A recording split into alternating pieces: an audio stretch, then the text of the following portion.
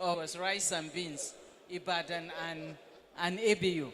So that continued for a while, where Ibadan now gets 3 years, 3 years I suppose, and they spend 2 years in ABU.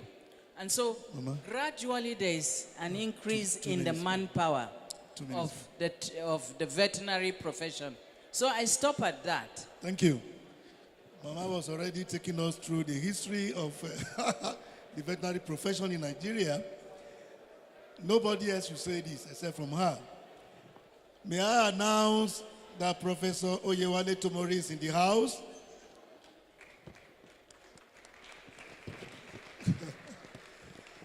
You're welcome, sir. The history is well taken. If you have not taken your notes, please begin to look for the recorded version of this session. Professor Lombi has also talked about some capacity building. At that time, we will come back to her if the capacity development today is fitting into the kind of services we expect to deliver. I'll come back to that. But let's go to the young vet, Dr. Shehu Shamsuddin. Private sector veterinary practice did not really come at the beginning. It came much later. So which means most of the history of the past were not what most of us knew. So you might have to take us through the private sector angle of whether we have the veterinary services delivery so far. Is it measuring up to standard from the angle of private practice? The floor is yours. Yeah. Good afternoon, colleagues. Excited to be here and also to be sharing a panel with Mommy. Thank you very much for at least doing the background, because you actually have set the ball rolling. I wouldn't have been able to say what happened, except from what I can remember from what I memorized from the history of veterinary medicine. Yeah, I think I'll take from where she stopped. Probably, I know that the existence of private sector veterinary services was as a result of a gap. Two reasons. First of all, over time, it became very clear that the government was not able to employ all veterinarians, unlike it used to be in your days where you already had like maybe 2 or 3 job options waiting for you. So private sector veterinary services, I think evolution was mostly from people trying to find alternative means of livelihood or support, but also the number of veterinarians, being churned out day and day, it got to a level where people started thinking out of the box. Secondly, was also as a result of demand. Yeah, the demand, the services being provided, there was a gap between demand and supply of veterinary services. The government was not able to provide as much, services that was needed, looking at the increasing human population, the livestock population, and so on. So, from what I read in books, including your book, Dr. Gani, in the 50s, early 50s, 60s, 70s, we started having pockets of private veterinary practices, spanning up. But just to cut the long story short, the question is whether we're measuring up to what we're expected to. I think we must also give it to the entire veterinary service, whether public or private, that despite all of the challenges we are facing, there have been a lot of achievements, at least some of which we witnessed in our generation, included possibly the contribution to eradication of rinderpest, government veterinary services, and also private veterinary services contributed significantly towards eradication of rinderpest. We saw in 2006, I was still a student then, the avian influenza and how Nigeria was able to bring it under control, even though it's more like endemic again these days. But beyond all of that, I think that the private sector has significantly contributed to, the efficiency of veterinary services generally. They have contributed a lot, and they're still contributing to control of transboundary animal disease, especially like PPR, Newcastle, CBPP. I'll give an example from AmbuVet Consult. So a little advert, if you allow. So AmbuVet Consult is the last mile animal health service, originally based in Kaduna, but now in 7 states in Nigeria. And basically we used last mile animal health model, meaning that we engage veterinarians, veterinary paraprofessionals, and community-based animal health workers to be able to reach places where probably many veterinarians will not be able to reach. So this model has enabled us, through partnership with government, for example, in Kaduna State, Kaduna, Borno, and Adamawa States, to provide vaccination services, hard health services, and delivery of veterinary products to productivity. In Kaduna, for example, in just 2 months, we're able to reach 20,000, unprecedented 20,000 farming family households with vaccination for PPR. And that has brought down prevalence of PPR to a significant level in Kaduna, where we have used this model, and also now in Adamawa and Borno, where we're working. So I would say in terms of contributing to control of transboundary animal diseases, private sector has done well, and they continue to do well because of their number and then their capacity and their ability to be almost everywhere. We're also contributing a lot to data for decision making by the government.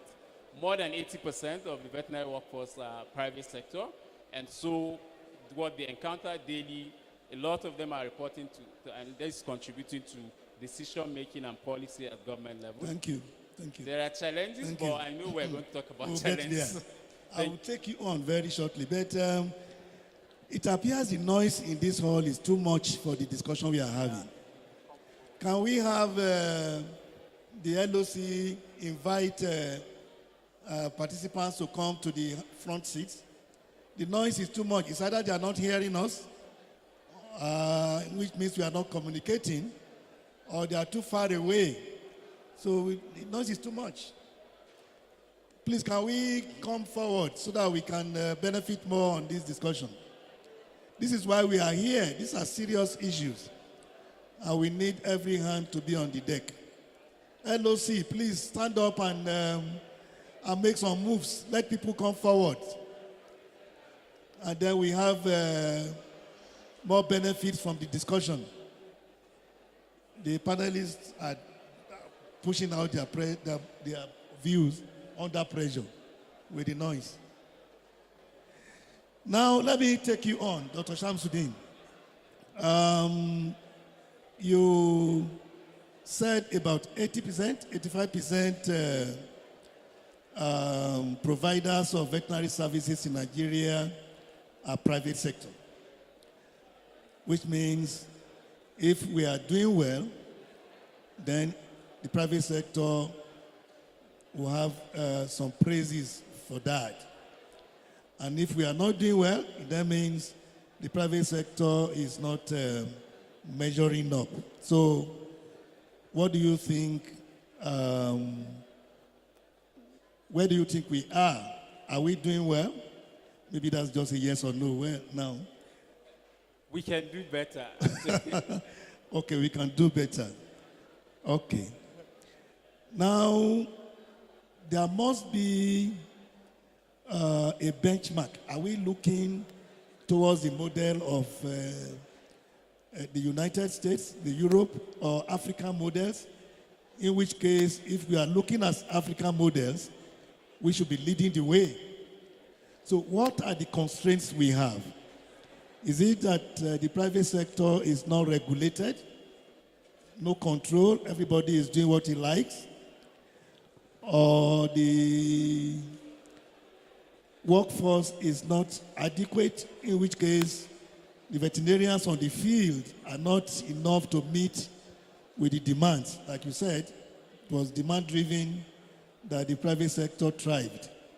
So what are those things that we can do better to make us do better overall, in your opinion? Yeah, there are areas of challenges actually, but I think the top among them is the issue of, I'll say collaboration, talking about vets now. there's a very low level of collaboration between government veterinary service and private sector. And I'm sure everybody will agree with this.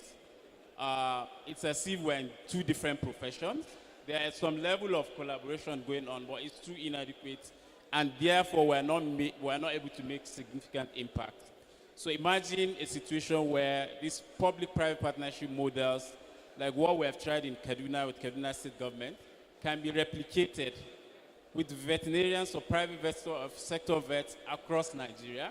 So I think in terms of collaboration, we're not doing too well. I don't know what is the origin. It seems there's this silent rivalry between public sector and private sector, and that's making the public not really feel our impact as a profession. So that's one. Secondly, there's the issue of capacity, which you talked about.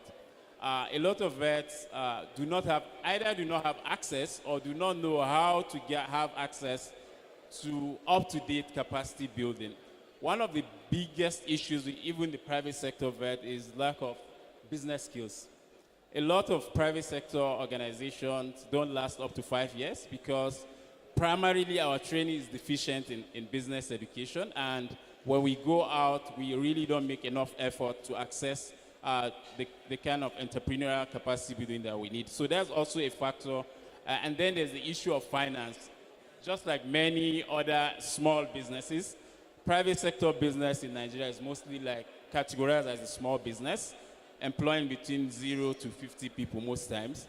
So whatever typically affects a common business in Nigeria also affects private sector, like issues of financing, access to finance. We need to have dedicated funds, customized financing mechanism to support private veterinary practices, especially Sorry, Dr. Shiu. You are dwelling more into challenges. I was looking at solutions. Yeah. What do we think? Okay, I'll come back on that. Okay. We need solutions now. Yeah. I said if the veterinary service delivery in Nigeria is up to standard, it means the private sector is doing well. Is there for praise.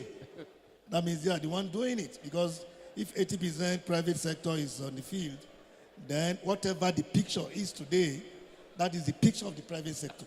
So we'll get back to that, because you are dwelling on challenges. We'll come back to challenges. Yeah.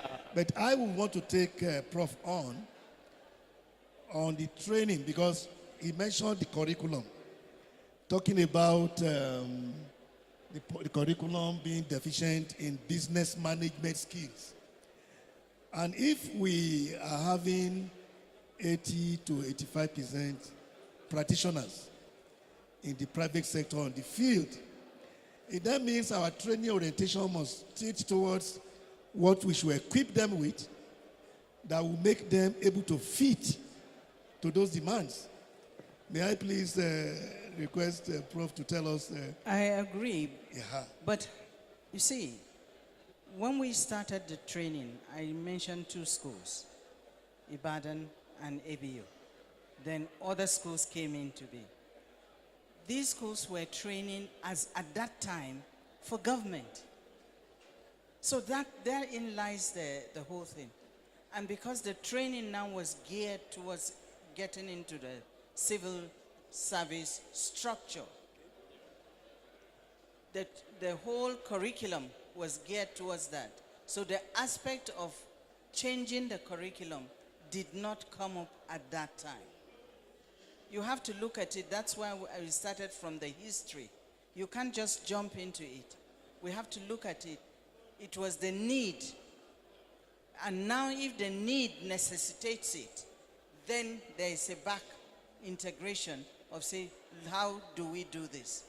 Because in those days, it was easy. You come out, you get a job, wherever, which enhanced aspect is coming into veterinary medicine. So faculties are now looking inwards and changing. Mind you, these faculties are governed by NUC and VCN, but majorly by NUC curriculum. So the change may not be as drastic, but the change is there. Because really, they say he who pays the piper dictates the tune, isn't it? It's not veterinary council that determines Okay. the faculties. Okay. It is NUC. Okay. And because the payment is by government. So the schools are now changing, but has to. Yes, there is a lot of changes in this curriculum as more and more graduates come out. And of course, government cannot absorb them. We found that government cannot absorb them. And that is why there is that backlog in the field, out there. Thank you, ma'am. Yeah. The question would be, these changes in curriculum,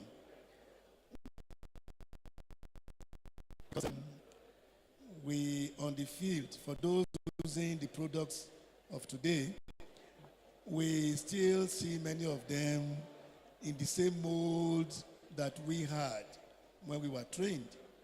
And it looking to me, it's either we are not having a uniform mindset in all the faculties across the board. Do we have at Uganda, when it is had, and then the new approaches to training became the subject matter. Emphasis on examination, the type of examination, the scale of students, the number of hours of work brought the curriculum to us from Europe and America. We are still keeping to the same style. So, man, are we not with a drastic departure, really? It's looking like if IUC must control us, they will control us based on the feedback we give to them. So, man, do you think we must have, how much of change are we likely to see in the training style for our graduates going forward? How much of change do we plan to see in the training style? Change does not occur overnight. That you know. You cannot, if you do that, you break the system. That you know. So, like, it's a gradual change of the inputs that come into the veterinary profession. Not necessarily that the curriculum is bad, but that the products that come, that the people that come in to imbibe that are unable to maybe imbibe the changes. But like the entrepreneurship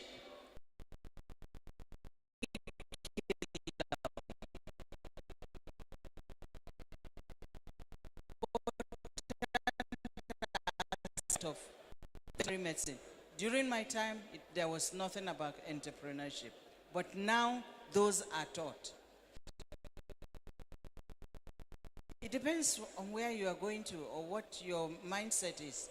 Those who think that they will get into the government job may not even care about the entrepreneurship aspect. But then find out that when they get out, the government is not that those were not taught. No. There is change going on in the universities, in the curriculum. The change may not be as drastic because anything drastic, of course, bends the whole thing. Thank you, ma'am. Yeah. Thank you. Thank you. Now, we need to fill the gaps. We certainly don't have the workforce. From the same lens. Because really, private sector looks at things differently. The coming in of the ISAVET, and one of the cohort, it was sector, and they got to know a lot more about systems. You see, in the private sector, you may get some the end product at the end of it. You make your money, you leave a hot system. Whereas the public sector goes through a particular system. You may call it what we got from the Europeans I would say no, because it has over. Yes, the general knowledge, yes, from them, but over the years it has to fit into our system. And now, those that were trained are able to look at outbreaks, look at disease occurrence, look at certain things from the same prism, from the same would continue, because this training now is putting the public to see what the private, how they look at things, and the private to look at the public, how they look at things. Possibly, we could arrive at a particular endpoint. Thank you, Prof. Which would be beneficial to the country. Thank you, Prof. Thank you. That's clear. I also know that there is a town gown project, Yeah. which is also very helpful. We need to begin to stay away from working in silos. Yes. There's too much of silo compartmentalization of service. The civil service will stay on their own. The private sector think they don't even need to report to the civil service. Yeah. We need this. We need to break the barriers. And let me get back to you on that. So we definitely have a gap in the work. So what can we do? I know we have the veterinary paraprofessionals, which were trained to be able to support the veterinarians. They are almost 5 times the population of vets. But it's even looking like they are not joining us to work any longer. So what must we do? Because the critical mass of the professionals on the field is still a challenge which we cannot feel as veterinarians. So what are your experiences on that? Yeah, thank you very much. I think the first thing is for us to come to reality with truths that you have just revealed, that our number currently is inadequate to serve the population of livestock or animals that we have in Nigeria. Secondly, so embracing the innovation, like, embracing veterinary paraprofessionals and community animal health workers, bringing them into formal regulated structures of veterinary services. I think this is like a low-hanging fruit for the veterinary profession with proper regulation. And I know a lot of initiatives like the FAO, VPP project, community animal health project, and we're already seeing like who are ready to use of this opportunity to just not only control these community animal health workers, VPs, but also leverage on their network and the fact that these people are closer to the farmers, to expand their own businesses. For example, AmbuVet Consult has leveraged that. All of our VPPs and community animal health workers are registered, they are regulated by VCN, they are licensed, and they have supervisors. And we're leveraging on their network and their proximity to farmers to deliver our own services and products. So I think this is one of the ways that we can breach this current gap. This is not to say that they are going to replace veterinarians, because there's a level to what they can do. And we have seen that practically. And I was telling somebody earlier today that I'm yet to actually work with a VPP under AmbuVet who has taken over any job from a veterinarian. So I think we need to rethink that approach and embrace this last mile model. Secondly is also to continue to improve our own capacity as veterinarians. And back to issue of capacity development, business skills, technical skills with current trends in diagnostics, in vaccination, in hard health planning. If we continue to be ahead of other professionals and not just only VPPs and cows, I think we'll continue to keep our relevance as because we know in human field, we have the challenges of people who assume the roles. Do we see any threat here? No, I don't see any threat. I don't see any. Is that if the veterinarians are well trained and are sure of themselves, then they shouldn't fear the VPPs, because they go out there with that confidence and no carryover, sort of. There is no threat at all, because those ones have their own specific line. What we need to do is accept that when you go, there is a specific, the vet doesn't have to be cleaning certain things and doing, some menial things, which unfortunately we find that a lot with the private. He's doing everything to maximize profit, which is different from the public group. You are not thinking maximizing profit, because at the end of the month, it's a meager salary, but you know that you get your salary. So we were finding that problem first with the private sector, and I'm sure you agree. That's where they have not accepted, and unfortunately that multiplied the number. The longer they keep them away, the more they increase, because their turnover is quite high. But in the public sector, you were taking them, but slowly. You see the difference now. So that was the problem. So if we can get the private sector to really imbibe and take it, then it will help. Because already the government, the public sector, is doing that and does not feel threatened by them at all.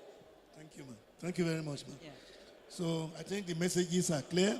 We need the private sector to project the services better than what we are having now, and integrating the other workforce into veterinary service delivery in Nigeria.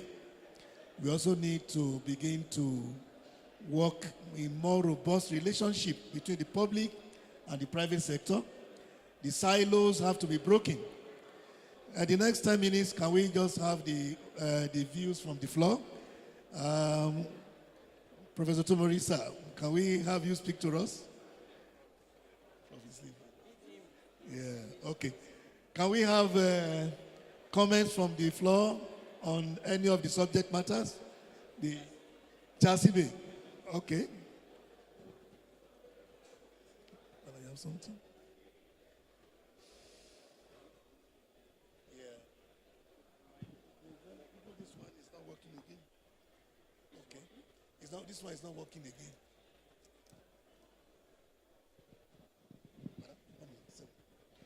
Can you give this to Ibe? Thank you. Change this one. All protocols duly observed or intact. Samsudin, can you explain where you got information that the majority, is it 85% of veterinarians in the country are in the public service? Sorry, that are in the private service. Have you gone to bring in KB, Bauchi, Gombe, Adamawa, Taraba? What I said is, I'm talking about the whole picture, not past it. So if you aggregate all of that, No, what I'm you trying will to say find is that is your argument more elaborate? Is it all embracing, elastic, or you pigeonholed an area, maybe Lagos, Port Harcourt? You see, when you want to ask questions, information. Because as we gather here, this is an intellectual summit.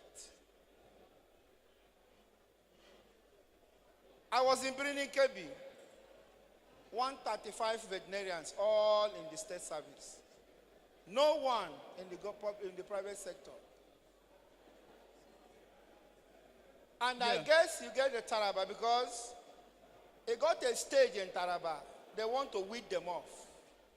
That was in 2010 and 2011 when I was NVMA president. And the matter came to my table that even those in school whom the government was paying, they want to withdraw their bursary. Because of this choked up, we come into a stage. I don't see, don't see everybody well. Can someone go and